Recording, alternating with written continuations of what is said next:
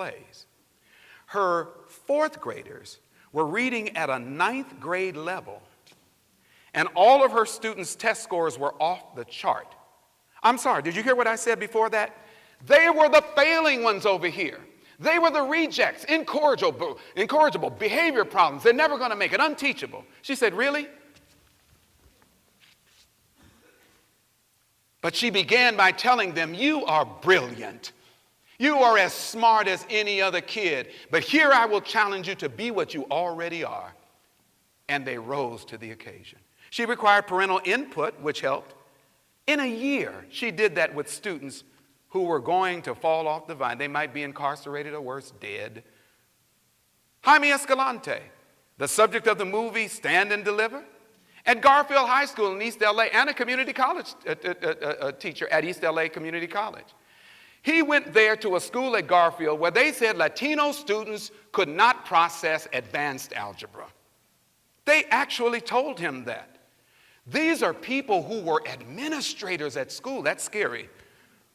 They believed it. They didn't blink when they said it. They believed it. Assumptions. So there was no calculus class at Garfield. There was no trigonometry class there. Why? Why would they need it? They're not going anywhere. Your teaching is based on your assumptions. So he says, well, you don't mind me opening up one? And they said, well, go ahead and give it a try. 5 students. That's what he started off with. Before he left, there were over 500 students. If you saw the movie, you know that the students at Garfield High School after 3 years tested as high as any other school in the nation on the AP calculus test. That's a hard test. Those so-called dumb Latinos over in Garfield and East LA were off the charts. What he did was he took them out of just a little bitty box and kicked the box aside and put them in a big one again and said, I will retrain you how to leap. But don't give me too much credit. You are leapers anyway. I'm just going to remind you that you can. And once he did that, he nurtured and got them to believe that they could, and they did.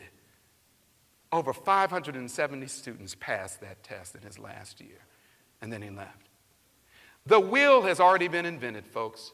No need to reinvent it. Don't dumb down your process. Keep your high expectations, give them plenty of support, and let them know that you believe in them.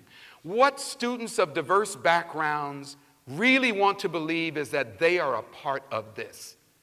If they are and you invite them in, don't change the standards, though. You do them a disservice.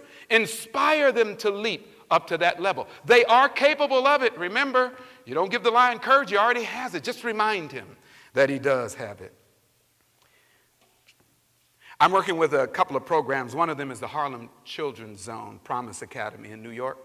They're doing a great job with the kids there, and in fact, the entire community. Because what they're doing is taking those students that are not doing well in other places and basically giving them the inspiration, the support, the guidance, and tracking them all the way through college. It's a wonderful program. Again, it was featured on 60 Minutes. I think that one of the things about that, again, it is a blueprint, a template.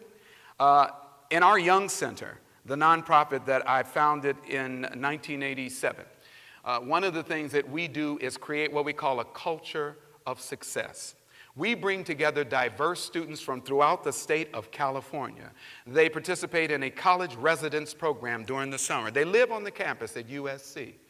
We have students from the Nickerson Garden housing projects in Watts, whose parents make an income combined below the federal poverty threshold.